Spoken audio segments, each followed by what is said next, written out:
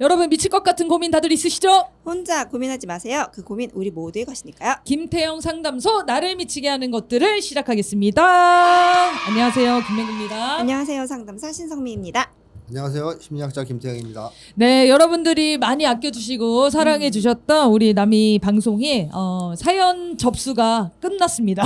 자, 그래서 오늘 방송을 마지막으로 이 사연을 다루는 분석하는 시간을 마치려고 하는데요. 아쉬운 마음이 드시겠지만 다음에 또 기회가 되면은 다시 찾아뵙도록 하겠고요. 약간 오해가 있으실 수 있는데 혹시 사연을 보냈는데 안 됐다 이러신 분들은 우리가 이제 다른 이런 뭐 방송 일부에서도 많이 다뤘던 내용이거나 네. 뭐 이전에 같이 얘기했던 내용이거나 혹은 이제 고민 상담이라기보다는 뭐 이런 고발하는 다양하게 내용이 왔었군요. 네. 사연들이. 그런 경우에는 우선 사연에서 제외됐던 거니까 그렇게 양해해 주시면 되겠습니다. 그 이제 어차피 이 내 얘기 같은 사연들을 많이 만났기 네, 때문에 맞아요. 아마 비슷한 그 반복적인 사연들은 저희가 네. 좀 정리를 해서 했던 겁니다. 그래서 아마 저희한테 보내주신 사연 거의 대부분은 모두 했어요. 네. 다룬 것 같습니다. 이 방송이 이제 오늘까지 한 2년 정도 됐거든요. 2년 동안 정말 어려운 이 용기를 내셔서 사연을 보내주셨던 많은 분들한테 너무 감사드립니다. 큰 위로가 많은 분들한테 전달됐을 거라고 생각하고요. 오늘 방송은 마지막으로 지난주 사연 보내주신 분의 후기와 그리고 남아있는 사연 하나로 다뤄볼 건데요. 그 전에 댓글 소개를 먼저 해드리도록 하겠습니다. 으스흐님. 좋은 방송 항상 감사합니다. 유튜브의 순기능 방송이에요. 네, 고맙습니다. 좋은 네. 방송이지만 마지막 방송이 되었습니다. 댓글 남겨주셨네요. 고맙습니다. 스타부스트님. 저 증상들 딱 제 증상이고요. 검사 결과는 갑상선 항진증이었습니다. 네, 그 지난번에 사연 주신 분이 공황장애, 공황 발작을 겪으신 분의 얘기였거든요. 근데 진짜 조회수가 엄청 높았어요. 그 높은 거 보니까 비슷한 증상들이 있는 것 같아요, 사람들이. 그래서 이분은 이제 아마 몸에 지금 건강에 네. 문제가 있었던 걸로 이제 밝혀진 것 같은데요. 피검사로 아마 네. 밝혀졌을 네. 텐데. 그러니까 저는 이런 생각이 들더라고요. 아, 이게 몸이 아픈 게 나온 건가 아니면 마음이 아픈 게 차라리 나온 건가 막 이런 고민이 들더라고요. 그래서 이거 사연 보내준 친구도 지금 건강검진 신청을 했어요. 심전도 검사도 하고 실제로 건강에 무리가 있을까봐 네, 뭐 그런 것도 이제 확인을 하는 과정을 겪고 있는데 어쨌든 몸도 마음도 다 건강하셔야 되는데 그죠?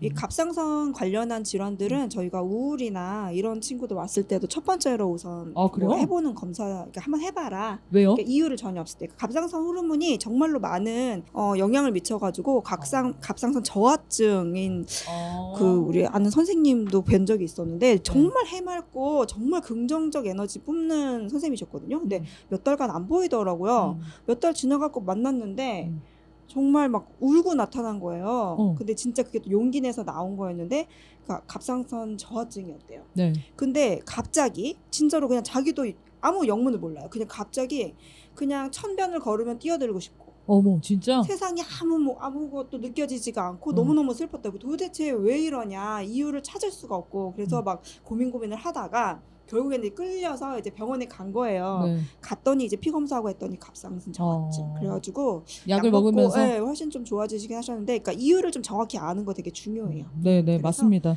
마음이 아플 때에도 마음 건강도 체크하고 몸 건강도 실제로 좀 체크하는 거 필요한 것 같아요. 심장이 빨리 뛰는 건 여러 가지 문제들이 있기 때문에 꼭 심리적인 부분만 있진 않을 수도 있습니다. 고혈압일 수도 있고 여러 가지 문제가 있을 수 있죠. 자, 그러면 다음. 네, 리사킴님. 매번 볼 때마다 사연자님들의 얘기를 들으며 눈물이 나요. 전 그래도 평범하게 살아왔는데 말입니다. 제가 사연을 들으며 눈물 짓고 있으면 제 딸아이가 또 남이 봐? 그러네요. 네, 아유 감사합니다. 사실 해외살이 하다 보니까 가슴에 맺히는 서러움 같은 게 있나 봐요. 다음에는 저도 사연 올려볼까요? 배부른 투정일 수도 있는데 이민자로 사는 것도 힘들더라고요. 항상 감사드려요. 네. 사연을 보내주셨으면 좋았을걸. 그런데 이게 이민자 분들이 흔히 느끼는 뭐 향수병이라고 하잖아요. 그러니까 그런 병의 정체는 뭔가요? 그게? 저는 외로움이 크다고 봐요. 외로움? 네. 거기에서 소속되지 못하는 느끼는 그런 외로움이요? 자기가 소속되어 있는 곳이 아니잖아요. 뿌리가 있는 곳이. 그게 근데 인간이 당연히 느끼는 그런 향수인가요? 그게 한국 사람이 유독 더 강하게 느낀다고 봐야죠. 우리성이 강하니까. 네, 오랫동안 또 여기 이 땅에 터전을 잡고 자라온 네. 그런 단군 할아버지의 자손으로서 네, 네. 느끼는 그런 향수병이겠죠. 왜냐면 미국도 이민자의 나라인데 그닥 뭐 자기 나라에 대한 뭐 이렇게 그리움 이런 것들은 거의 없잖아요. 우리나라 사람들이 좀 유독 더 강하죠. 네, 강하게 느끼는 네. 거군요. 그래서 아마 서러움과 당연히 이민 가셔서 사시는 그 과정 정착하면서 지내면서 느끼셨던 그 상처들이 좀 있으실 텐데. 네. 또 이제 단어가 서러움이었어요. 그러니까 그리움이 아니라 아. 서러움이라는 단어를 쓰셨는데 타지에서 살면 어렵고 서러운 일들이 좀 생길 수 아니 너무 재밌는 마련이죠. 게 네. 우리 독일 촛불행동에 이승현 대표님이라고 있거든요. 독일에서 한 30 몇 년 사셨어요. 근데 독일에 딱 가자마자 난 독일에서 못 살겠다 이런 생각을 하셨다는 거야. 근데 독일 사람들이랑 너무 그 관계를 맺는 방식이나 이런 게 너무 전혀 다 달라서 그러니까 누군가 이제 호의를 베풀어 가지고 막 집에도 재워주고 막 그랬나 봐요. 이제 갈 곳이 없는 상황이 생겨가지고 네. 너무 고맙잖아요. 근데 집에 가면은 이렇게 잘 따뜻하게 대해줄 줄 알았는데 그런 또 느낌은 아니라는 거예요. 그래서 집을 빌려준 거지. 근데 그게 나중엔 본질적으로 어떤 느낌이었냐면 어려운 사람에게 시혜를 베푸는 그런 인식들이 독일인들한테 되게 많이 만연해 있대요. 그러니까 독일 민족이 갖고 있는 또 그런 특성인가 봐요. 자기들이 강대국이었고 그 어려운 이민자들 다 받아가지고 막 이렇게 해주잖아요. 독일이 유럽에서 제일 부자였으니까. 그러니까 그런 게 은연중에 배어 있어서 그분들이 악의를 갖고 그렇게 하는 게 아닌데 너무너무 자연스럽게 이 사람은 가난한 아시아의 나라에서 온 사람이니까 우리가 너무너무 잘 도와주자. 챙겨줘야 돼. 그 기분이 나쁜 거죠. 우월주의. 그쵸. 그런 거를 딱 느끼게 되더라는 거예요. 고맙긴 하지만. 그래서 진짜 나라마다 그게 달라서 느끼는 그 서러움. 그러니까 그분들이 나쁜 사람들이 아니잖아요. 그렇죠. 네, 어, 그냥 이제 다름의 차이죠. 오래된 문화에서 오는 네. 차이들이 좀 근데 우리나라 사람들은 우리랑 살아야 돼요. 아니면 다른 나라에 우리를 만들어야 돼. 그 나라도 가족같이 이렇게 만드는 거. 네, 우리 사연 보내주시지 못했지만 비슷한 그 경험은 앞에 고립감이나 이런 얘기들을 좀 많이 나눴으니까 그런 방송 또 챙겨보시면 좋겠습니다. 자, 그러면 지난주 사연 후기랑 추가로 궁금한 거 보내주셨어요. 그 얘기를 먼저 나누겠습니다. 안녕하세요. 김태형 소장님, 신성미 선생님. 두 분께서 풀어주신 이야기들 너무 잘 들었고 공감되는 내용도 새로 알게 된 내용도 많았습니다. 저에게 너무 큰 도움을 주신 것 같아서 진심으로 감사드려요. 보낸 사연 내용 중에서 제가 생각하는 저의 심리적 문제들 중 중요하다 생각하는 것 중에 하나인 미처 못 적은 부분이 생각나서요. 이렇게 추가 질문을 드리게 됐습니다. 바쁘실 텐데 죄송합니다. 제가 다른 건 아니고요. 돈과 관련해서 되게 예민합니다. 돈 때문에 열등감이 생길 때도 많았습니다. 예를 들어서요. 하나의 경험을 이야기 드리자면 학창시절 스승의 날이었어요. 저도 많이 좋아하는 선생님인데 친한 친구의 부모님은 돈이 많아서 선생님께 명품 넥타이와 와인 같은 걸 선물로 드렸지만 저는 고작 빵과 편지가 다인 거를 많이 속상해했죠. 선생님이 좋은 선물을 준 친구만 더 좋아해 주시면 어떡하지? 하면서요. 그런 식으로 짜잘하게 돈으로 인해 좌절하고 열등감을 느낀 경험이 많았습니다. 그렇다고 제가 막 엄청 가난한 축에 속하는 건 아니고요. 경제적인 부분에서는 평범하다고 생각합니다. 성인이 되자마자 금전적인 부분은 부모님의 울타리를 벗어나 스스로 사회생활을 하며 돈도 적당히 벌고 있고요. 물론 근 1년은 촛불 활동을 하면서 근무를 줄이게 되다 보니 수입이 많이 줄기는 했어요. 돈에 있어서 제가 심리적으로 강박증이 생기는 부분을 말씀드려보면요. 어릴 때부터 남이 나에게 무엇을 사주는 거에 대한 거부감이 있었던 것 같습니다. 물론 세상에 공짜는 없다고 하지만요. 상대방은 내가 좋아서 해주는 것일 텐데 저는 그게 너무 부담스럽더라고요. 정말 소소한 아이스 초코 한 잔이라고 하더라도요.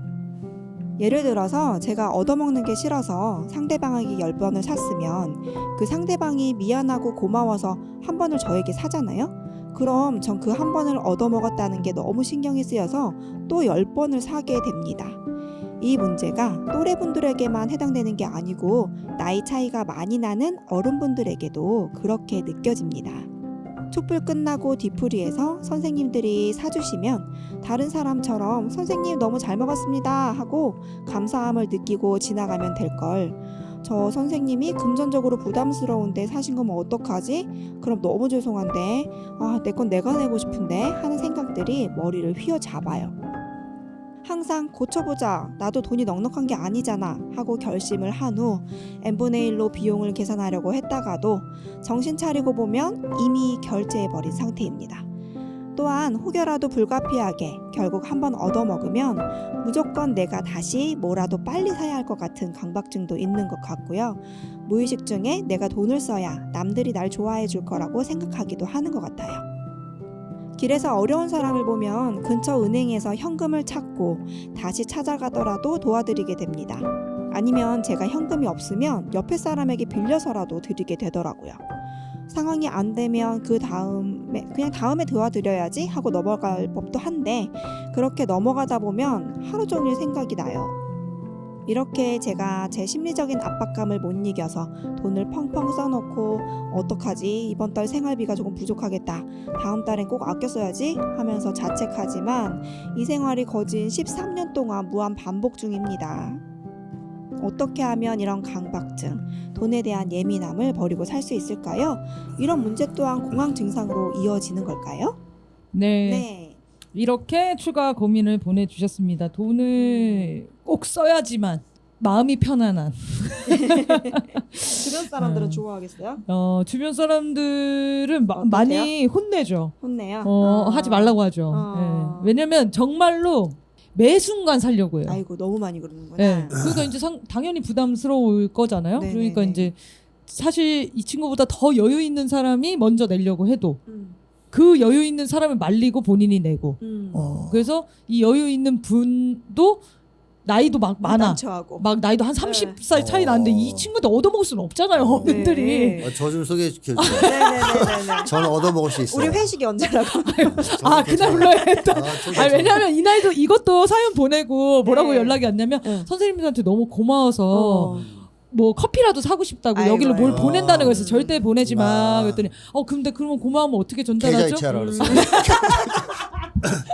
그렇게 할 걸 그랬다. 그래서 제가 이제 거절해 놓은 상황인데 어쨌든 강박에 가까운 정도로 심각하긴 하거든요. 그러니까 평범한 수준은 아니죠. 이런 현상들이. 당연하죠. 네. 이 자본주의 사회에서 음. 돈은 정말 수많은 것들을 매개하는 매개체예요. 그러게요. 상징하고. 예를 들면 돈이 상징하는 대표적인 것 중에 하나가 사랑이에요. 사랑. 네. 사랑. 가족 관계에서 친절. 특히. 네. 부모님이 용돈을 주면 아이들은 그걸 순수하게 금전으로 생각하진 않아요. 사랑이라고 생각하죠. 네. 그렇죠. 그래서 돈으로 또 사랑을 표현하는 부분도 많아요. 그렇죠. 말로 나 사랑해 이런 게 안 해주고 돈 이렇게 준다든가. 요새 카카오뱅 네네네. 쏘기 하트 뿅뿅 하고 뭐 자 이런 식으로 인간관계에서 돈이 사랑을 매개하는 경우가 상당히 많고 자본주의 사회에서는 또는 뭐 권력이나 서열을 매개하는 경우도 많죠. 내가 돈이 많다는 것은 권력이 높다는 것이고 돈을 잘 쓴다는 것은 권력을 가지고 있다 혹은 뭐 서열이 높다 네. 이런 걸 의미하기도 하고요. 또는 뭐 돈이 인기와 인정을 의미하기도 합니다. 기관이 그래서 돈을 벌려고 했을 수도 있어요. 그렇겠죠. 그러니까 이렇게 많은 것들을 매개하고 있기 때문에 이 분도 아마 돈에 뭔가 결합이 되어 있을 것이다. 자신의 뭐 심리적인 욕망이든 감정이든 결합이 되어 있을 거라고 보고요. 어렸을 때 이분이 갈등의 원인이 돈이라고 오해할 수도 있어요. 인간관계의 인간관계를 악화시키는 원인, 갈등의 원인이 돈일 수 있겠다. 이렇게 생각할 수 있고 또는 그걸 반복해서 보면 돈이 불행이 원인이라고 생각할 수 있어요. 즉 돈이 없으면 불행해질 수 있다라고 생각할 수 있습니다. 그렇죠. 돈이 있어야 행복이 오는구나. 그렇죠. 네. 특히 가난한 집에서 자라면서 부모의 사랑을 못 받는 애들은 불행의 원인이 돈이라고 생각하는 경우가 많아요. 왜냐하면 부모들이 맨날 돈 얘기하거든. 네. 그렇죠. 돈이 없어서 뭐 어쩌고저쩌고 막 신세한탄하고 화내고 짜증내면 우리 집에 돈이 없어서 부모님이 날 사랑을 안 해주는 거야. 우리 집 행복하지 않은 이유는 돈이 없어서야. 이렇게 생각할 수 있잖아요. 맞아요. 그럼 돈에 대해서 집착하게 되죠. 돈 때문에 부모님들이 싸우시는 거 같고. 그렇죠. 네. 근데 아주 엄청 가난해. 집에 돈도 별로 없는데 부모님들이 아주 사이좋게 지내시고 그러네. 자녀도 사랑해주고 뭐 돈 안 해요. 그럼 그런 아이들은 돈하고 잘 연결 안 시켜. 그렇군요. 사랑을. 행복도 돈과 연관이 있다고 잘 생각을 안 해요. 그러니까 이런 식으로 이분이 어릴 때 본 환경도 그렇게 좋진 않았을 것 같아요. 돈과 뭔가 안 좋은 것을 연관시킬 수 있는 어린 시절을 좀 보냈을 가능성이 있지 않을까 하는 생각이 들고 그래서 이제 본인은 이런 얘기도 하거든요. 돈 때문에 열등감 생길 때가 많다라고 이제 얘기했잖아요. 네. 그러니까 이게 돈을 가지고 사람의 지위를 평가하는 건데 결국 어렸을 때 부모님이 돈과 관련해서 좀 뭐랄까 한탄. 또는 남들 앞에서 약간 뭐랄까 아. 위축되는 뭐 모습 망신당하거나 이런 걸 네네. 또는 무시를 당하는 일 이런 걸 겪었을 가능성도 배제할 수 없죠. 왜냐하면 그러면 돈 없으면 무시당할 수 있다. 지위가 낮아지는구나. 이런 생각을 할 수가 있거든요. 근데 정주영이가 돈 밝힐 것 같지만 돈을 잘 안 밝혀요. 의외로. 현대 회장? 물론 돈 밝혔죠. 밝혔는데 그러니까 집착이 밝힌 건 별로 아니다. 심하지 않아요. 네. 그게 왜 그러냐면 그 정주영 아버지가 돈이 없다 그래서 비굴한 사람이 아니거든요. 엄청 당당한 사람이에요. 돈 없어도. 굶어도 농부는 흙을 파먹고 살아야지 빌어먹고 살면 안 된다. 그래서 이제 돈 있는 사람 앞에서도 떳떳한 네. 당당한 모습을 보였기 때문에 정주영은 돈과 없으면 돈이 없으면 열등해지고 돈이 있으면 우월해진다 이런 생각이 없어요. 그러니까 돈 없는 사람을 무시하지도 않아. 재벌 회장 되고도 그건 비슷해요. 정주영이. 뭐 그래서 나중에 그런 재밌는 얘기도 있잖아요. 미국에 초청받아 갔을 때 그때 현대가 한국에서 재벌 뭐 2위 뭐 이럴 때거든요. 근데 명칭을 기자들한테 날 부유한 노동자라고 불러달라고 이렇게 얘기해가지고 와 신기하다 신기해. 그러니까 그 약간 그 없는 사람들이나 노동자, 농민 이런 사람들이나 일체감 같은 게 있다고 정주영이. 왜냐 아버지가 그런 쪽이었거든. 어쨌든 어릴 때 그런 것들이 결합이 됐을 가능성이 높고 그게 어디서 드러나냐면 선생님 학창시절에 선생님한테 친구 부모님이 좋은 선물 보냈을 때 자기는 그만한 선물을 못 보냈잖아요. 그랬을 때 좋은 선물을 준 친구만 더 좋아해 주시면 어떡하지? 라고 걱정했다 그래요. 네. 그럼 이건 뭘 의미해요? 벌써 사랑을 받고 싶어서. 사랑과 돈을 연결시키고 있다는 거죠. 그 선생님은 오히려 그 친구를 미워할 수도 있어요. 뭐 유세 떠냐? 그럴 수도 맨 있네. 명품?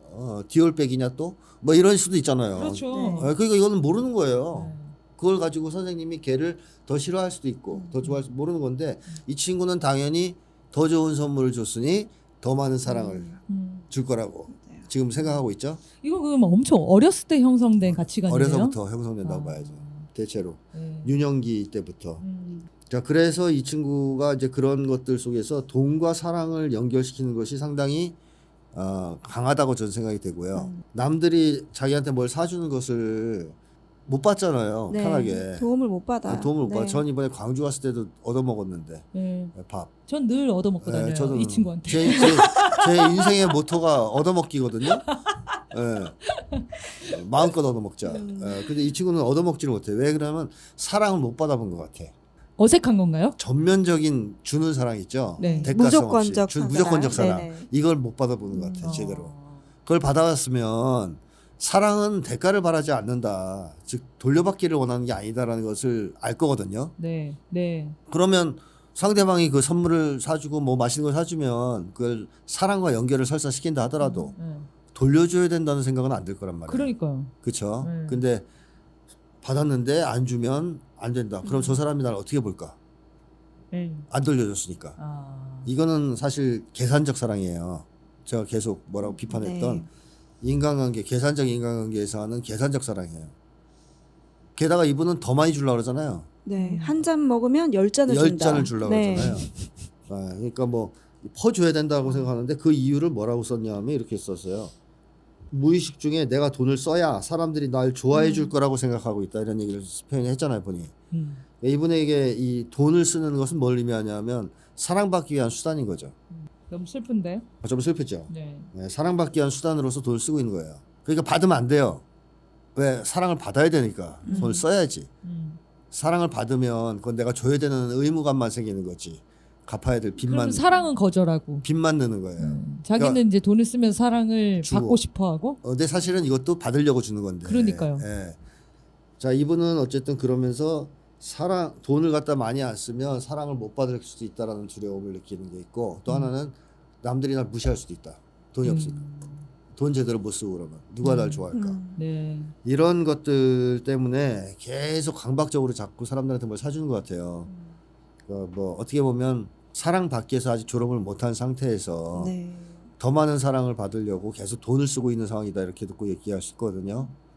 그래서 뭐 지난번에 얘기했던 어떤 심리적 문제들 그거를 해결해야 이 돈 문제도 해결이 될 거라고 생각을 하는데요. 이 어려운 사람 길거리에서 보면 도와주는 것은 동일시나 자기 연민일 수도 있고요. 그 사람을 자기라고 생각해서 그냥 지나가지 못하는 거죠. 네. 그럴 수 있고 또 하나는 보편적인 착한 아이 컴플렉스. 착한 아이 컴플렉스가 확장되면 무차별적으로 작용해요. 네. 그러니까 가까운 사람 사이에서 착하게 행동하는 게 아니라 길 가는 거지를 보고도 그 사람이 날 싫으면 어떡하지? 이거까지 느끼는 거예요. 이야, 진짜요? 도와줘야 돼. 그 사람이 지나가는 나를 경멸하거나 돈도 안 주는 뭐 거에 그렇게 지나가다니. 생각할 수도 있겠구나. 그렇게 그걸 무서워하는 거예요. 그래서 이 친구가 어느 정도냐면 이게 지금 진짜 은행에서 현금을 찾아서 현금을 주고 왔었어요. 무슨 일이에요, 도대체? 그 현금이 없어서 네. 그러니까 은행 가서 ATM에서 돈을 뽑아가지고 네. 그 역에 계신 할머니한테 이제 드리고 왔는데 약간 그러니까 너무 아름다운 얘기잖아요. 아름다운 얘기인데 뭔가 이상한 거예요. 그래가지고 그렇게까지 하는 거는 근데 또 뭐라고 할 수가 없잖아요. 거기서. 그 친구 지나가는 통로 좀 알려줘. 거기 좀 앉아 있어야 되겠다. 돈 없을 때. 근데 이게 착한 아이 컴플렉스가 이게 너무 여기까지. 확장되면 그럴 수도 있어요. 그럴 수 있겠네요. 네. 그래서 그 사람들이 나를 어떻게 보느냐에도 신경 다 써요. 그럴 경우에는. 그러면은 이게 진짜 공황 증상으로 이어질 수밖에 없는 지금 조건이네요. 그럴 수 있죠. 이 불안감이 계속 상시적으로 있다는 거잖아요. 네. 사람을 만나는 순간마다 있다는 거잖아요. 그렇죠, 지금 거의 그렇죠. 그러면. 네. 이거 힘들겠다. 그래서 지난번에 상담 얘기했었잖아요. 네네. 상담 받으면서 근원적인 문제를 좀 다뤄보고 해결을 해야 돼요. 그러니까 이게 그러니까 말씀하신 것처럼 이제 옛날 유년기에서 형성될 가능성이 높. 그래서 있죠? 있죠. 네. 최소한 청소년기 정도까지. 그럼 이제 그 부분을 좀 들여다봐야 되는 거네요. 시작을 하려면. 네. 지금의 현상은 이제 현상으로 지금 드러난 거고. 네. 이거의 이제 원인은 찾아 떠나야 되는 것 네. 같은데 우리 성미 쌤이 네. 조금 찾아 떠나 주세요. 그러니까 이제 돈을 써야 날 좋아할 것 같다 이러셨는데 오히려 거꾸로 그럼 돈을 안 쓰면 어떻게 될 것 같은데 이 생각이 왜 잡혔는지를 찾아가는 게 이제 유년기 시절 찾아가는 첫 질문이 될 것 같아요. 그 돈을 안 쓰면 어떻게 될 것 같은데 그런 생각이 내 머릿속에 딱 박히게 된 이유. 그래서 이렇게 하면 만약에 이렇게 하지 않으면 이게 너무 강하게 있다 그러면 그 생각들을 좀 보면 좋을 것 같고요. 우선 지난번 방송 때 이제 맹구가 말해준 걸 생각해 보니까 그러니까 화목한 가정이라고 했어요. 네네. 여기 엄마 아빠가 막 자기 잘해주고 얘기 잘 들어주고 이러는 가정이다. 그래서 막 왜 이런지 이해가 안 간다 이렇게 얘기하셨는데 물론 이제 만난 건 아니라서 뭐 조심스럽긴 하지만 이런 생각이 좀 들어요. 옛날에는 학대하고 막 방임하고 막 엄청 뭐 폭력 쓰고 이러는 가정들에서 이제 어려움을 겪어서 오는 뭐 상담도 많았지만 요즘은 이렇게 화목한 가정, 화목하게 보이는 과정 그리고 그들이 이제 뭐 거짓으로 한다 이거 아니에요. 그러니까 뭐 가면을 썼다가 아니라 이제 화목하게 하는 그 방법들을 좀 지금 이렇게 자본주의 사회이다 보니까 그 방법들이 좀 왜곡되는 경우가 대부분이에요. 그렇지 자유로울 수 있는 가정이 많이 없다고 봐요, 사실. 왜냐하면 아이들 가르치는데 돈이 들고요. 애들은 SNS 하니까 옛날에는 동네에서 그 동네 애들끼리 똑같이 비슷하게 살고 비슷한 그쵸. 거 먹고 이러고 살았어요. 그래서 부러움 같은 거 잘 없고 그냥 그러면 그 친구네 집에 가면 있어요. 그치 그냥 걔네 집 놀란데. 조금 잘 산대 뭐 이런 정도였는데 지금은 저 세계에 있는 사람 나는 이제 뭐 어디 사는데 어디에 사는 누구까지 봐요. 그러면 그 안에는 엄청난단 말이에요. 그게 보통 삶인 것처럼 맨날 행복하고 그러니까 상대적으로 진짜 박탈감을 느낄 수밖에 없는 구조여서 부모님들이 사실 되게 애쓰고 있을 것 같아요. 사랑도 주지만 너한테 그러니까 좋은 필통 사주고 싶고 좋은 옷 입혀주고 싶은 마음들이 든다는 거예요. 그리고 가장 어떻게 보면 할 수 있고 좀 손쉽게 빠르게 해줄 수 있는 거 그리고 정말 꿀리게 하고 싶지 않은 진짜 진심 어린 마음도 있을 거고요. 그러니까 이 화목한 가정들에서 나오는 문제들이 요새 좀 더 심각하다고 봐요. 상담에서도. 부모님이 이제 기대를 하잖아요. 나에게. 그리고 많은 걸 희생해 줬잖아요. 뭐 화수분처럼 돈이 계속 나오면은 뭐 그런 고민이 없을 수도 있겠는데 그 사람은 그 사람들의 뭐 만에 문제가 또 생기겠지만 돈으로 완전히 사랑을 좌지우지하는 너 잘못하면은 돈 끊을 거야 막 이런 정도까지 가는 가정도 있죠. 근데 이제 적당하게 이제 평범하게 사는데 그런 가정들은 가끔 돈 때문에 힘들 때도 있고 넉넉해서 치킨 사 먹을 때도 있고 뭐 막 이래요. 그럼 우리 엄마 아빠가 꽤 어떨 땐 좀 힘들어 보여. 근데 열심히 살아. 음. 그럼 나도 엄마 아빠의 사랑에 부응하고 싶어지는 게 자식의 이제 도리 그쵸. 찾게 되는데 네. 엄마 아빠가 봤더니 자기는 그냥 뭐 10,000원짜리 입는데 나한테 뭐 10만 원짜리 사주는 거예요. 근데 이게 막 물질로 하는 게 아니라 진짜 그냥 부모님에서는 이제 사랑이라고 하는 거.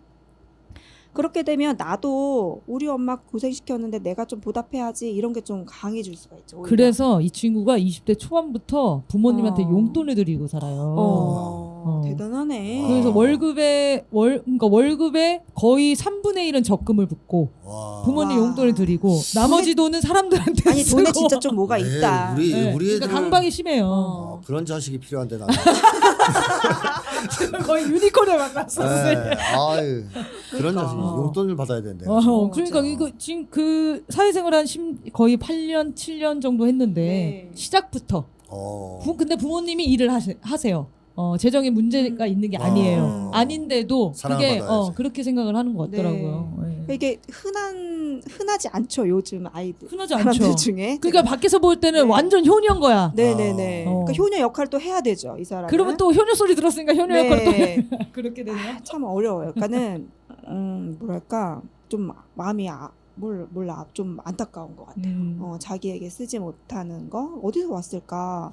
그냥 이렇게 쉽게 얘기할 문제가 아닌 것 같고 네. 좀 되게 잘 주고 싶은 마음이 좀 들어요. 네. 그런 사연들이. 네. 그래서 우선은 이제 부모님한테 이제 이런 왜 화목한 가정에서 이런 고민이 생겼을까? 이거는 이제 그런 걸로 좀 설명이 될 것 같고요. 또 하나 이제 돈을 이렇게 여러 명한테 막 쓰는 게 언제부터인지 좀 궁금해요. 그러니까 뭐 돈을 벌기 시작하면서부터인지 아니면 요 촛불에 와서인지. 아니요, 벌기 시작해서부터. 그때부터 돈을 네. 이제 내가 가진 때부터. 그러면 진짜로 이 돈이 좀 수단이 될 수도 있겠죠. 그리고 요즘에 이제 돈이라는 거를 좀 어떻게 설명할 수 있냐면 사람들은 이제 아기 때부터 이제 성숙한다는 걸 봤을 때 자기가 막 불안해지거나 그러니까 사람들하고 관계 맺고 싶을 때 가끔 우리는 저 사람이 나 싫어하나 생각할 수도 있고 저 사람한테 잘 보이고 싶다 이렇게 그냥 흔히들 생각할 수 있는데 이런 불안이 막 올라올 때 이걸 좀 내가 좀 잠재우고 이제 잘 해볼 수 있는 행동으로 바꾸려면 어떤 게 필요하냐면 그 나를 좀 안심시킬 수 있는 존재가 필요해요. 네. 근데 이런 존재들을 이제 어렸을 때 배워가지고 엄마가 이제 이렇게 해주거나 괜찮아 저거는 뭐 큰 소리야 뭐 괜찮은 거야 이런 걸 이제 배워서 이렇게 무서워하지 않아도 되는구나 내가 좀 이렇게 조절할 수 있구나 이걸 배워가야 되는데 네. 지금 시대 때 가장 많이 이 역할을 하는 게 돈이라고 보는 거예요. 그 마음에 그러니까 안정 주는 게. 이 마음에 안정을 주는 난 이거를- 돈이 있으니까 괜찮아? 네, 이 돈으로 이제 금방 해결이 된다는 거죠. 아. 안심이 되는 너무 쉬운 이런 그 도구가 왜곡된 방법을 되었고요. 찾아버렸네요. 도구가 되었고요. 네, 네. 그리고 이 사람만 좀 특이한 건 아니고 많은 현대인들이 좀 그렇게 되는 경향이 있는 거죠. 또 요새는 이제 돈을 어떤 거랑 이거를 좀 이해하려면 뭐랑 좀 연결지으면 되냐면 핸드폰. 핸드폰이 우리가 막 약간 외로운 것 같고 오늘 뭔가 못 산 것 같고 약간 불안한 것 같고 잠 안 오고 할 때 이제 핸드폰. PD가 그래, PD가. 네, 핸드폰 손에서 못 놔요. 이런 거랑 비슷한 거예요, 돈이. 지금 핸드폰 하나 걸렸거든요. 지금 핸드폰. 지금 약간 지루했던 거야. 돈을 들고 있으라고. 그러니까 이게 딴짓하기 네, 좋죠. 그렇죠. 그래서 하루를 알차게 보내지 못한 사람들이 밤에 잠을 안 자고 계속 핸드폰해요. 네네네. 그 어떤 공허함을 채우려고. 그래서 아침에 지각을 해서 늦게 와. 다시 또 그 반복되고. 또 그래. 이게 악순환인데요. 예. 그래서 이렇게 나를 잠재울 수 있는 도구가 핸드폰. 그 중에 하나가 돈이라는 거예요. 돈. 그래서 이 친구가 돈을 핸드폰도 엄청 많이 해요, 이 친구가. 문자도 칼답. 그래. 1초 만에 옵니다. 그리고 동시다발적으로 한 10명이랑 대화를 해요. 네. 대단해요.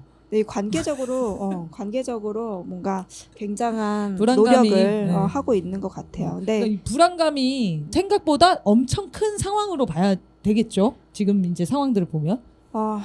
불안감이 큰 거겠죠. 근데 네. 불안감이 크다를 기억한다기보다는 네. 내가 진짜 너무 열심이다. 이거 너무 열심이다. 너무 열심이다. 너무 과하게 열심이다. 그래서 너무 안타까워요. 너무 안타깝고 지금 근데 진짜 이분이 너무 열심히. 사주는 사람들한테 하는 얘기들 있잖아요. 아이고 돈 없는데 이렇게 사줘도 되나 저래도 되나. 본인한테 할 얘기들을 지금 남한테 막 느끼면서 남들한테 다 퍼주고 있는데 사실은 거꾸로 이분이 이거를 이 말이 마음에 안 들 수도 있는데 받고 싶을 수도 있어요. 이 얘기를. 네. 음. 몸서리치지만 도와주지 말라고 싫다고 막 사주는 거 너무 싫다고 하지만 사실은 되게 그 조건적이지 않은 무조건적인 아이 좋고 이런 거 되게 바라고 있을 것 같고 결국 이제 본인한테 하는 얘기인 것 같다. 네. 걱정되는 건 그거예요. 진짜 돈이 없어지면 어떡하려고. 이게 네. 걱정돼요. 지금은 어쨌든 뭐 그렇게 열잔 사주고 해서 유지된다고 하면 본인의 방법이라고 하면 저는 그래 그거라도 해라 이렇게 괜찮아요 저는. 근데 이렇게 하다가 이제 돈이 없어지면 어떡하려고. 그때가 너무 걱정되기 때문에 다른 방법을 찾아야 될 것 같아요. 적극적으로. 네. 없어지지 않는 것에서 방법을 찾아야겠네요. 마음의 에너지라든지. 그치. 그래서 제가 아까 전에 이제 맹구 얘기 들으니까 네. 이제 커피 마시러 오라고 하고 싶더라고요. 제가 한 잔 사주고 싶고요. 야. 10잔 절대 안 받을 거고 한 잔 하지만 선생님 꼭 받을 거라고. 치열한 전쟁이 시작됐어. 이제 그러게 뭐 다 해보세요. 네. 다 해보세요. 저는 이제 그런 얘기를 해줬거든요. 그러니까 사심이 없이 진심으로 너무 그 고마움을 얘기하는 사람들이 있잖아요. 근데 그게 고맙다는 이유로 너가 나한테 뭘 사주면 마치 내가 사심이 있어서 준 것 같이 느껴진다. 그게 되게 기분이 상할 때가 있어요. 네. 그러니까 뭐 예를 들면 이제 커피를 사요. 근데 제가 사려고 했는데 거의 몸싸움이 시작됩니다. 그 키오스크 네네네. 자리에서. 그래서 내가 낼 거니까 오늘은 내지 않았으면 좋겠어. 그러면 아니요, 제가 낼게요 해서 한 5분에서 10분 정도 싸워요. 그러면 이제 10분. 지치잖아요, 마음이. 또 집에 지치니까 이제는 안 싸우거든요. 그냥 너가 사라. 난 맛있게 먹을게. 이렇게 하는데 마치 이제 그러면 다음에 내가 갚아야 될 것 같은 네. 그런 느낌을 받는 거죠. 그 친구가 바라진 않지만. 그러니까 자꾸 이 사랑의 어떤 마음의 진심을 계산적으로 네, 오히려 만들어요 이 네, 친구가. 그렇게 느낌을 받게 하니까 내가 그걸로 보답을 해야 될 네. 것 같은 압박이 생기는 거예요. 네네. 물론 전 그렇게 할 돈도 없고 하지도 않을 거지만 그런 얘기도 솔직하게 했죠. 네. 그 친구한테. 그래서 그런 부분들, 그러니까 이게 나를 위해서 하는 거라고 너는 생각을 하는 것 같은데 사실은 너를 위해서 하는 행동 같아. 그래서 불편한 것 같아. 이렇게 얘기를 해줬거든요. 저번 주에 저번 방송 때 이제 팁을 받았죠. 아니 질문하라 그랬지. 답을 얘기해 줘버렸네. 아니 잘했어요. 잘했나요? 중요한 얘기인 것 같아요. 그 부분을 생각해 보면 좋겠어라고 했어요. 네네네. 잘했어요. 괜찮죠? 거기까지. 네네네. 왜냐면 자기도 모르게 그 틀을 오히려 본인이 만드는 구조거든요 지금. 그래서 계속 억울해지고 계속 서운해지고 네. 이럴 수밖에 없어요. 그래서 이거 끊어야 돼요. 음. 아주 그러니까는 이해하고 뭐 이거에 대해서 이해해서 내가 통찰해서 안 해야지 이런 거 아니고요. 아주 칼같이 마음을 먹고 안 했으면 좋겠어요. 그래서 진짜 얻어먹고 싶을 때는 내가 얘기할 테니까 나 그런 얘기 되게 잘해. 걱정하지 마. 내가 정말 돈이 없으면 늘 얻어먹을 자신도 있어. 하나도 미안하지도 않을 것 같아. 뭐 이런 얘기까지 해줬는데 여전히 좀 어려워해요. 그래서 제가 일단 그 부분에 대해서 얘가 이걸 해서 마음이 편하다고 하니까 사실은 이제 포기를 했거든요. 지금은 그렇게 지내는 게 훨씬 낫겠죠? 아니면 일단 그냥 끊어버리는 게 나을까요? 사주지 마세요. 이거 누구야? 아예 끊어버려요? 네. 알겠습니다. 그렇게 한번 집행을 해보겠습니다. 저기 신고하세요. 이분이 사주는 거 목격하시면. 신고해. 저기 제보하세요. 제보. 매번 그렇기 때문에 매번 아주 제보가 그냥. 들어갈 것 같은데 너무 저는 많아지겠네, 이제 제보가. 이게 참 유년기에 이게 돈과 관련된 그런 어떤 경험이 있는지는 있는 것 같아요. 네, 잘 모르겠지만 마음 아픈 경험이 있을 것 같아요. 저도 이제 집이 그 싸움이 이제 격해졌던 네. 시기가 IMF 이후예요. 보통 다 집안들이 다 그렇지 않나요? 맞아요. IMF 이후에 이제 아버지가 보증을 잘못 써서 이제 네. 집을 말아먹고 다 뻔한 스토리 있지 않습니까? 아. 엄마가 스트레스를 받아가지고 엄마가 결국 돈을 벌러 나갔는데 아빠는 그거에 굉장히 무책임하게 그냥 나 몰라라 하고 있고 근데 이제 엄마랑 아빠의 돈에 대한 가치관이 달랐거든요. 저희 아빠는 돈이 뭐 있으면 있고 있다가 없고 없다가도 없으면 있고. 없고 그 보증 쓴 사람들 다 친한 친구들 아닙니까? 네네네. 나중에 돈 생겨 갚겠지. 우리가 조금 뭐 고생 이런 약간 이런 마인드야. 그러니까 부잣집 아들 스타일이에요. 아무 걱정 없이 자란 사람. 근데 우리 엄마는 엄청 가난하게 사셨거든요. 그래서 부잣집이랑 결혼을 하신 거예요. 어떻게 보면은. 그러니까 이제 돈을 계속 이제 불려 나가야 된다라는 강박이 있었죠. 네. 애들도 넷인데 막 키워야 되는데. 근데 돈이 없으면 너무 아빠는 무서웠겠죠. 엄청 무능력 무책임해 보여. 그러니까 엄마는 자기가 이거를 경제력을 장악을 해야겠다 하면서 애를 쓰신 거죠. 그래서 엄마는 돈 얘기를 진짜 많이 하셨어요. 돈에 대한 한탄. 저도 그 시기에 이제 IMF 이후에 싸움 때 우리 집이 가난해서 싸우나 보다. 왜냐면 가난해지기 전까지는 안 싸우셨거든요, 별로. 근데 제가 몰랐던 거죠. 어려서 몰랐던 거지. 사실은 싸우고 계셨던 거지. 그걸 나중에 이제 알게 된 거죠. 아, 이게 돈 이게 때문에 싸운 게 아니었구나. 아니구나. 우리 집이 가난해서 싸움이 난 게 아니라 관계가 안 좋아서 생겼구나. 이거 하나랑 대학에 와서 IMF 터진 이유가 사회 문제였구나. 미국 놈들이 때문에 우리 집안이 이렇게 됐다. 어려워졌구나. 그렇게 이제 본질을 인식을 하고 나니까 돈에서 거기서 좀 해방이 됐던 네. 것 같아요. 그래서 저는 이제 돈에 대한 강박이나 이런 게 많이 없는데, 그러니까 저희 어머니는 그런 강박이 있었지만 그거를 배우진 않았잖아요. 영향을 받았겠지만 깨우친 거죠. 그러니까 이런 식의 이제 어떤 극복 계기들이 있는 거잖아요. 그렇게 인식을 했다가도 그 이후에 이제 깨닫는 계기들을 통해 가지고 사실 성장하는 거라고 생각이 들고, 그런 면에서 왜 그때 돈에 이게 집착을 했는지 요 사연을 먼저 알아야 된다는 거죠. 네. 그 사연을 그냥 넘겨짚어가지고는 해결이 안 되는 거죠. 그렇죠. 그래야 사실 객관적인 사실 그렇죠. 관계가 확인이 되니까. 네. 예. 그리고 이게 어느 정도로 구체적으로 나와야 되냐면 진짜 그 현장에 있었던 것처럼 느껴서 그때의 정서가 이렇게 바뀌어야 완전히 바뀌어요. 그래서 남들 어떤 게 얘기처럼, 무서웠고 네. 막 이런 게 딱 느낌을 받아야 된다는 네, 거네요. 그냥 남들 얘기처럼 해서는 이제 겉핥기밖에 안 되고 진짜 내가 바뀌고 싶을 때는 그때 느꼈던 거를 아주 구체적으로 느껴야 변화가 온다. 그래서 그때 정말 힘들었구나 내가. 네. 이게 딱 그 받아들여지는 순간 극복을 하더라고요. 그 계기를 만들려면 아까 얘기한 것처럼 여러 가지 이제 곱씹어 보면서 네. 그 현장에 가는 것 같이 이제 생생하게 왜곡되지 않은 감정을 기억을 해야 된다는 것 같습니다. 네, 그래서 아까 선생님이 좋은 얘기 많이 하셨는데 이제 자기 자신한테 이런 얘기들을 더 많이 해주고 자기 네. 자신의 문제, 자기 자신의 상태에 더 집중을 할 필요가 있다. 그래서 조금 더 뭐 해주고 싶은 노하우나 이런 게 있으면 얘기 좀 해주십시오.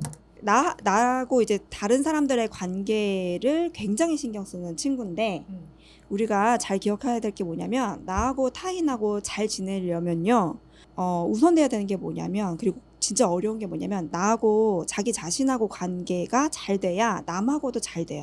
이거는 한쪽만 잘 될 수가 없어요. 그래서 나하고 관계를 잘 맺는 거에도 좀 초점을 좀 맞춰야 되고 그러려면 경제적인 게 단순히 뭐 돈에 뭐 남한테 쓰는 문제가 아니라 나한테는 어떻게 쓰나 요렇게 좀 관점 아예 바꿔가지고 나한테 잘 쓰는 방법을 좀 찾아서 그쪽도 좀 많이 신경 써봤으면 좋겠어요.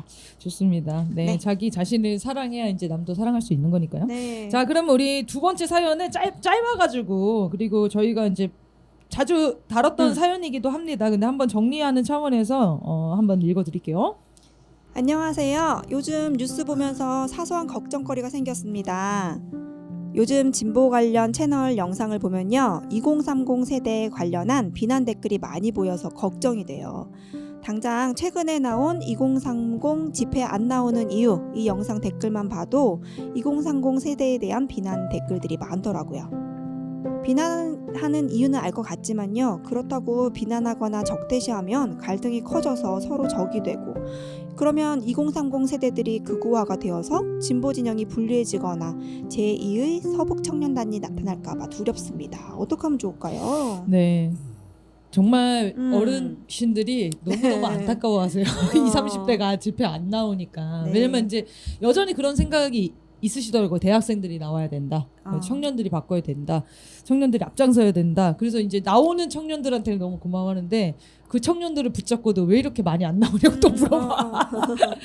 근데 그래서 이제 비난하는 댓글도 많고 야 그래 니네가 살아봐라. 니네 인생 니네가 뽑은 사람 뭐 얼마나 망가지는지 봐라. 막 이런 얘기 하시는 분들도 있고요.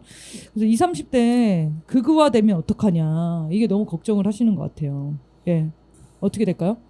2030 세대 비난 댓글들 다는 사람들은 몇 세대예요? 대부분 예상하건대 한 70년 이후? 아니야.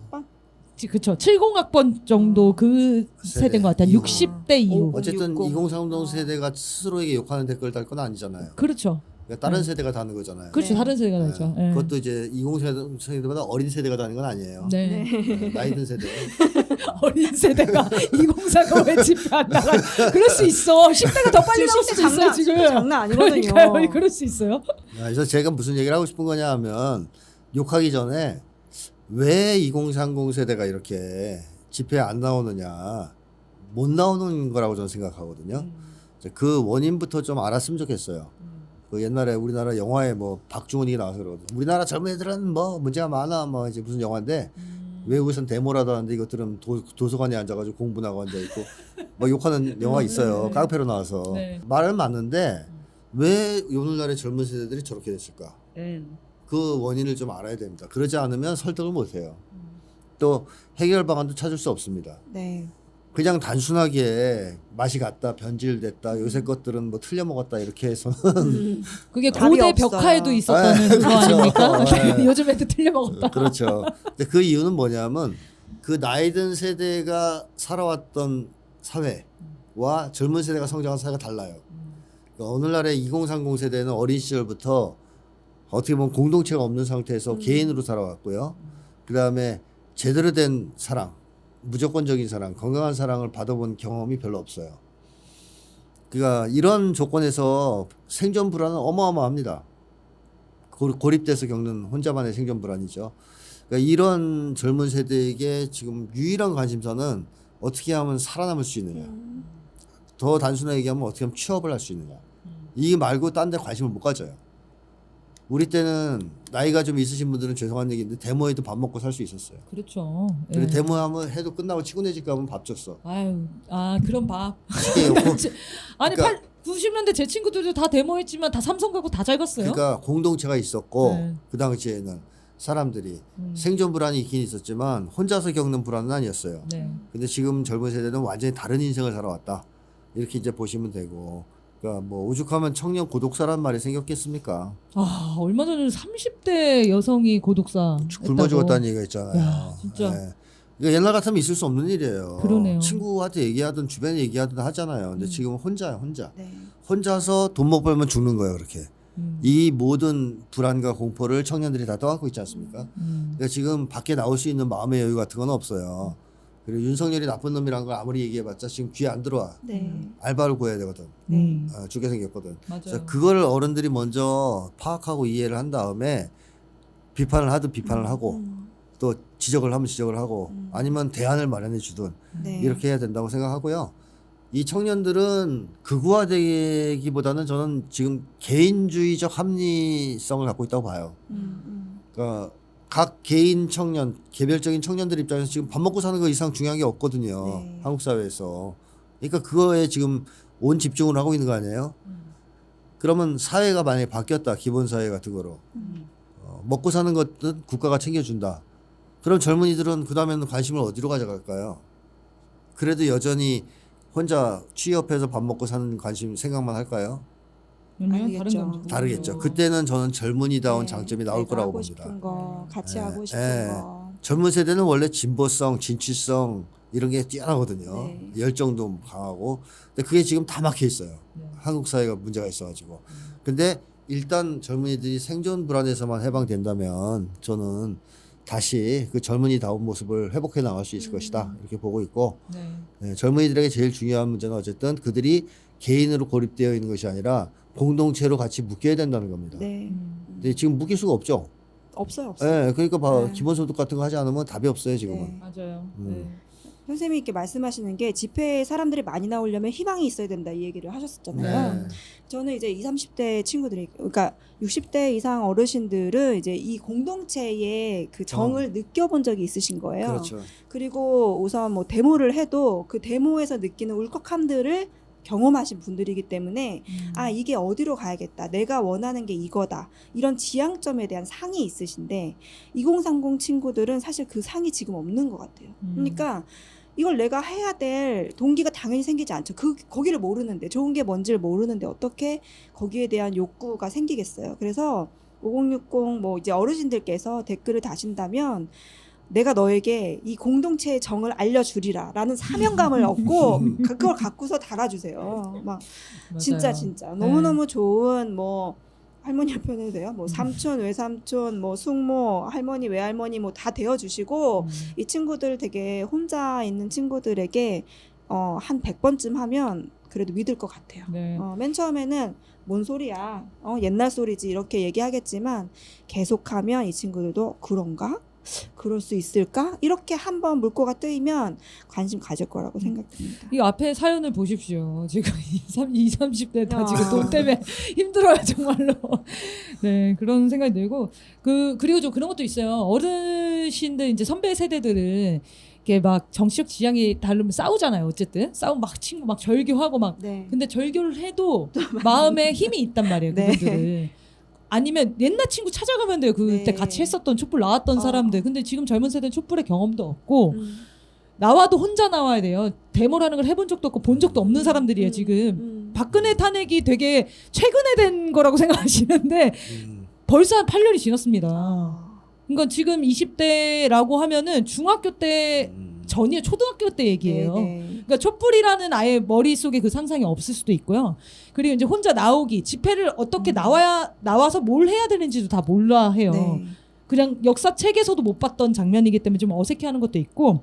어쨌든 근데 이제 선생님들은 그 만약에 이제 정치적 지향이 안 맞아 그래서 싸우면은 절교를 하거나 아니면 옛 친구들 찾아가거나 맞는 사람 찾으면 되는데 20대들은 그게 안 돼요. 여기랑 싸우면은 고립이에요. 고립이 되거나 그 친구들을 찾을 수가 없어요. 왜냐면 네. 나눠본 적이 없기 때문에 그 얘기들을. 그래서 정치적 지향 자체를 드러내는 것도 어렵고 건강한 토론을 하는 것도 어렵고 진짜 외롭게 네. 자기도 이게 뭔가 잘못됐는데 양심을 갖고 사니까. 그래서 홍대에 가서 행진하면요 20대 30대들 친구들이 너무 환영해줘요. 왜냐면 그게 신기하고 응원이 되는 거예요. 그분들한테. 네. 표출할 수 있는. 근데 뭐 평상시에 그런 얘기 하겠습니까? 얘기 못 하고 있다가 야 촛불 저런 게 있구나. 너무 신기한 눈으로 쳐다보거든요. 네, 그래서 20대들 상황이 진짜 쉽지가 않다. 그러게요. 그리고 어른들이 저번에는 어떤 어르신이 이제 행진하는데 홍대 친구들한테 젊은이요 지켜줄게 이렇게 외치는 분이 있더라고요. 원래는 막 뭐라고 하시잖아요. 야 니네 때문에 내가 나와가지고 막 이 고생을 하는 거야 이렇게 얘기하시는 분들도 있는데 어떤 분이 젊은이들이요 지켜줄게 이렇게 외치는데 너무 그 말이 울컥하더라고요. 그러네요. 그래서 저는 그 얘기를 해드리고 네. 싶어요. 어차피 이렇게 된 사회를 만든 것도 사실 우리 이제 기성세대들의 책임인데 젊은이들 나오라는 얘기 하지 마시고 일단 우리가 바꾸고 젊은이들 나올 수 있는 세상을 만들어주자고 뭐 같이 책임을 져가는 게 아닌가 싶습니다. 네. 그러게요. 어쨌든 뭐 그거와 될 거보다는 우리가 세상을 바꾸는 걸 더 빠른 속도로 할 수 있을 것 같아요. 가능성이 보이고 올해 안에 윤석열 같은 이런 이제 인간 말종들, 인간 같지도 않은 사람들이 권력층에 있는데 뭐 20대들이 어떻게 건강하겠습니까? 윤석열 탄핵을 시키고 기본소득을 실현하고 우리 청년들의 생존공포를 없애주고 사회에 기여할 수 있는 청년 세대 후대들을 위해서 우리가 이 싸움을 한다라고 생각이 듭니다. 그래서 같이 함께 촛불에 꼭 나와주시면 고맙겠습니다. 자, 그러면 오늘 이 방송을 마지막으로 우리 김태형 상담소 나를 미치게 하는 것들은 종영을 할 거고요. 일단 잠정 휴식입니다. 네, 우리 두 선생님들한테는 다시 연락이 갈 수도 있습니다. 그리고 오늘 방송 말고 다음 주에 그들은 왜 극단적일까라는 책 마무리를 아직 못해가지고 한 회차 방송이 더 마무리 있습니다. 그래서 다음 주 방송 때 다시 만나 뵙겠습니다. 자, 그러면 오늘 방송 여기까지 하겠습니다. 그동안 시청해주신 여러분 감사합니다.